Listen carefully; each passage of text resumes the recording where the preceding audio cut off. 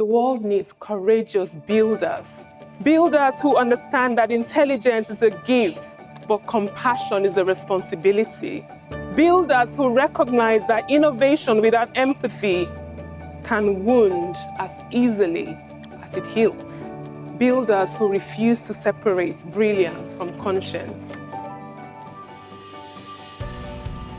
BrainHealth has been throughout the advent of man. It is part of our past, it is currently here in our present, and it is our future. And I look at you young people here who are part of this BrainHealth challenge, and you represent the future. And so I'm so glad when I looked at those posters out there, and I heard that over 100 of you were involved. That is remarkable.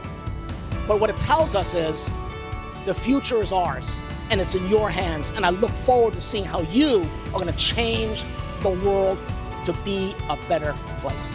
The science is clear. Each of us has the power to strengthen our brains, and that is particularly important on a college campus, where we are educating and inspiring our future community, our future workplaces, and our future change makers. We are not just recognizing people, we are recognizing ideas. Congratulations to our BrainHealth prize-winning team, Resilience Neighborhoods.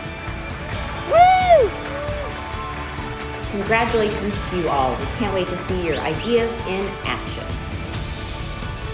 Would history say on the 23rd of February, a group of future architects sat together in a room, and they were brilliant, they were innovative, but above all, they were brave enough to ensure that every breakthrough they created had a heartbeat.